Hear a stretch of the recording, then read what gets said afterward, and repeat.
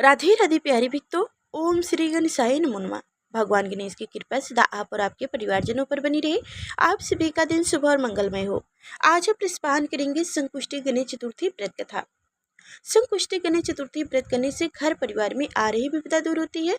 कई दिनों से रुके मांगलिक कार्य भी संपन्न होते हैं तथा भगवान श्री गणेश असीम सुखों की प्राप्ति कराते हैं।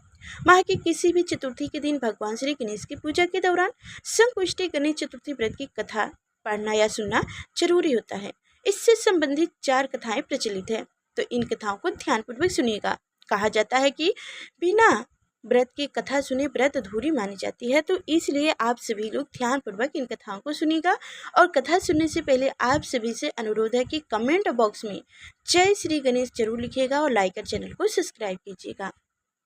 पौराणिक एवं प्रचलित श्री गणेश कथा के अनुसार एक बार देवता कई विपत्तियों में घिरे हुए थे। तब वह मदद मांगने के लिए भगवान शिव के पास आए। उस समय शिव के साथ कार्तिकेय तथा गणेश जी भी बैठे थे। देवताओं के बात सुनकर शिव जी ने कार्तिकेय एवं गणेश जी से पूछे कि तुम में से कौन देवताओं के संकट का निवारण कर सकता है। तब कार्तिकेय एवं गणेश जी दोनों ने ही स्वयं को इस कार्य के लिए सक्षम बताए। इस पर भगवान शिव ने दोनों की परीक्षा लेते हुए कहा कि तुम दोनों में से जो सबसे पहले पृथ्वी की परिक्रमा करके आएगा वही देवताओं की मदद करने जाएगा। भगवान शिव के मुख से यह वचन सुनते ही कार्तिकेय अपने वाहन मोर पर बैठकर पृथ्वी की परिक्रमा के लिए निकल गए। परंतु गणेश जी सोच में पड़ गए कि वह चूहे के ऊपर चढ़कर सारी पृथ्वी की परिक्रमा करेंगे तो इस कार्य में उन्हें बहुत समय लग जाएगा। तभी उन्हें एक उपाय सूझा। गणेश अपने स्थान से उठे और अपनी माता पिता की 7 बार परिक्रमा करके वापस बैठ गए। परिक्रमा करके लौटने पर कार्तिकेय स्वयं को विजेता बताने लगे। तब शिव जी ने श्री गणेश से पृथ्वी की परिक्रमा न करने का कारण पूछा। तब गणेश ने कहा, माता पिता के चरणों में ही समस्त लोक है। यह सुनकर भगवान शिव ने गणेश जी को देवताओं के संकट दूर करने की आज्ञा दे दी। इस प्रकार भगवान शिव ने गणेश जी को आशीर्वाद दिया कि चतुर्थी के दिन जो तुम्हारा पूजन करेगा वह रात्रि में चंद्रमा को अर्घ्य देकर उनके तीनों तप यानी दैविक तप, वैदिक तप तथा भौतिक तप दूर होंगे। इस व्रत को करने से व्रतधारी के सभी तरह के दुख दूर होंगे और उसे जीवन के भौतिक सुखों की प्राप्ति होगी। चारों तरफ से मानुष की सुख समृद्धि बढ़ेगी, पुत्र पुत्रता, धन ऐसों की कमी नहीं रहेगी। जय श्री गणेशाय। तो इस तरह से प्रथम कथा अध्याय समाप्त हुआ। दूसरी कथा सुनिएगा। एक समय की बात है, राजा हरिश्चंद्र के राज्य में एक कुम्हार था। वह मिट्टी के बर्तन बनाता, लेकिन वो कच्चे रह जाते थे। एक पुजारी की सलाह पर उसने इस समस्याओं को दूर करने के लिए एक छोटे बालक को मिट्टी के बर्तनों के साथ आवे में डाल दिया। उस दिन संकुष्टि चतुर्थी का दिन था। उस बच्चे की माँ अपनी बेटी के लिए परेशान थी। उसने गणेश जी से बेटी की कुशलता की प्रार्थना की। दूसरे दिन जब कुमार ने सुबह उठकर देखा तो आवे में उनके बर्तन तो पक गए थे, लेकिन बच्चे का बाल पाका भी नहीं हुआ था। वह डर गया और राजा के दरबार में जाकर सारी घटना बताई। उसके बाद राजा ने उस बच्चे और उसकी माँ को बुलवाया तो माँ ने सभी तरह के विघ्न को दूर करने वाली संकुष्टि चतुर्थी का व्रत का वर्णन किया। इस घटना के बाद से महिलाएं संतान और परिवार के सौभाग्य के लिए संकुष्टि चतुर्थी का व्रत करने लगी। जय श्री गणेशाय नमो। तो इस तरह से दूसरा कथा समाप्त हुआ। अब सुनिएगा तीसरा कथा। एक समय की बात है कि विष्णु भगवान का विवाह लक्ष्मी जी के साथ निश्चित हो गया।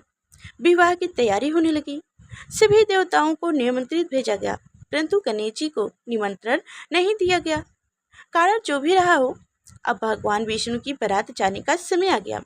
सभी देवता अपनी पत्नियों के साथ विवाह समारोह में गए।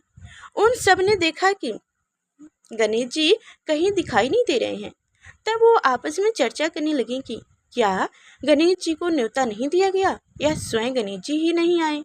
सभी को इस बात पर आश्चर्य होने लगी। तभी सबने विचार किया कि विष्णु भगवान से ही इसका कारण पूछ लिया जाए। विष्णु भगवान से पूछने पर उन्होंने कहा कि हमने गणेश जी के पिता भोलेनाथ महादेव को न्योता भेजा है। यदि गणेश जी अपने पिता के साथ आना चाहते तो आ जाते, अलग से न्योता देने की कोई आवश्यकता भी नहीं थी। दूसरी बात यह है कि उनको 1.25 मन मूंग, 1.25 मन चावल, 1.25 मन घी और 1.25 मन लड्डू का भोजन दिन भर में चाहिए। यदि गणेश जी नहीं आए तो कोई बात नहीं, दूसरे के घर जाकर इतना सारा खाना पीना अच्छा भी तो नहीं लगता। इतनी बात कर ही रहे थे कि एक ने सुझाव दिया, यदि गणेश जी आ भी गए तो उनको द्वारपाल बनाकर बैठा दिया जाएगा। आप घर की याद मतलब रखवाली करना, आप तो चूहे पर बैठकर धीरे धीरे चलेंगे तो बारात से बहुत पीछे रह जाएंगे। यह सुझाव भी सबको पसंद आ गई, तो विष्णु भगवान ने भी अपनी सहमति दे दी। होना क्या था कि इतने में गणेश जी वहाँ आ पहुँचे और उन्हें समझा बुझाकर घर की रखवाली करने बैठा दिए गए। बारात चल दी। तब नारद जी ने देखा कि गणेश जी तो दरवाजे पर ही बैठे हुए हैं, तो वो गणेश जी के पास गए और रुकने का कारण पूछा। गणेश जी कहने लगे कि विष्णु भगवान ने मेरा बहुत अपमान किया है। नारद जी ने कहा कि आप अपनी मूषक सेना को आगे भेज दें तो वह रास्ता खोद देंगे, जिससे उनके वाहन धरती में घुस जाएंगे। तब आपको सम्मान पूर्वक बुलाना पड़ेगा। अब तो गणेश जी ने अपनी मूषक सेना जल्दी से आगे भेज दी और सेना ने जमीन खोद कर अब बारात वहां से निकली तो रथे के पहिए धरती में घुस गई। लाख कोशिश कर परंतु पहिए नहीं निकले। सभी ने अपने अपने उपाय किए परंतु पहिए तो नहीं निकले, बल्कि जगह जैसे टूट गई। किसी की समझ में नहीं आ रहा था कि अब क्या किया जाए। तब तो नारद जी ने कहा, आप लोगों ने गणेश जी का अपमान करके अच्छा नहीं किया। यदि उन्हें मनाकर लिया लाया जाए तो कार्य सिद्ध हो सकता है, यह संकट टल सकता है। शंकर भगवान ने अपने दूत नंदी को भेजा और वो गणेश जी को लेकर आए। गणेश जी का आदर सम्मान के साथ पूजन किया गया। तब कहीं रथ के पहिए निकले। अब रथ के पहिए निकल गए थे परंतु वो टूट फूट भी गए थे, तो उन्हें सुधारे कौन। पास के खेत में किसान का काम कर रहा था, उसे बुलाया गया। किसान अपनी कार्य करने के पहले श्री गणेशाय नमो कहकर गणेश जी की वंदना मन ही मन करने लगा। देखते ही देखते किसान ने अपनी सभी पहियों को ठीक कर दिया। तब किसान कहने लगा कि हे देवताओं, आपने सर्वप्रथम गणेश जी को नहीं मनाया होगा और ना ही उनकी पूजन की होगी, इसलिए तो आपके साथ यह संकट आया है। हम तो मूर्ख ज्ञानी हैं, फिर भी पहले गणेश जी को पूजते हैं, उनका ध्यान करते हैं। आप लोग तो देवतागर हैं, फिर भी आप गणेश जी को कैसे भूल गए। अब आप लोग भगवान गणेश जी का जय बोलकर जाएं तो आपके सब काम बन जाएंगे और कोई संकट भी नहीं आएगा। ऐसा कहते हुए बारात वहां से चल दी और भगवान विष्णु का लक्ष्मी जी के साथ विवाह संपन्न कराएं। सभी सकुशल घर लौट आए। हे गणेश जी महाराज, आपने विष्णु को जैसा कार्य सर्वाए कार्य किए वैसे कराए, सबको सिद्धि कराए। बोलो गजानंद भगवान की जय हो। तो आप चौथी कथा सुनेंगे। श्री गणेश चतुर्थी व्रत की पौराणिक कथा के अनुसार एक बार भगवान शिव तथा माता पार्वती नर्मदा नदी के किनारे बैठे थे। वहां माता पार्वती ने भगवान शिव से समय व्यतीत करने के लिए चौपर खेलने को कहा। शिव चौपर खेलने के लिए तैयार हो गए, परंतु इस खेल में हार जीत का फैसला कौन करेगा, यह प्रश्न उनके समझ उठा तो भगवान शिव ने कुछ तिनके एकत्रित कर उसका एक पुतला बनाकर उसकी प्राण प्रतिष्ठित कर दी और पुतले से कहा, बेटा हम चौपर खेलना चाहते हैं, परंतु हमारी हार जीत का फैसला करने वाला कोई नहीं है, इसलिए तुम बताना कि हम दोनों में से कौन हारा और कौन जीता। उसके बाद भगवान शिव और माता पार्वती का चौपर खेल शुरू हो गया। यह खेल 3 बार खेला गया। संयोग से तीनों बार माता पार्वती ही जीत गई। खेल समाप्त होने के बाद बालक से हार जीत का फैसला करने के लिए कहा गया तो उस बालक ने महादेव को विजयी बताया। यह सुनकर माता पार्वती क्रोधित हो गई और क्रोध में उन्होंने बालक को लंगड़ा होने कि कोढ़ में पड़े रहने का श्राप दे दी। बालक ने माता पार्वती से माफी मांगी और कहा कि यह मुझसे अज्ञानवश ऐसा हुआ है, मैंने किसी दोष भाव में ऐसा नहीं किया है। बालक द्वारा क्षमा मांगने पर माता ने कहा, यहाँ गणेश पूजन के लिए नाग कन्याएं आएंगी, उनके कहे अनुसार तुम गणेश व्रत करो, ऐसा करने से तुम मुझे प्राप्त करोगे। यह कहकर माता पार्वती शिव के साथ कैलाश पर्वत पर चली गईं।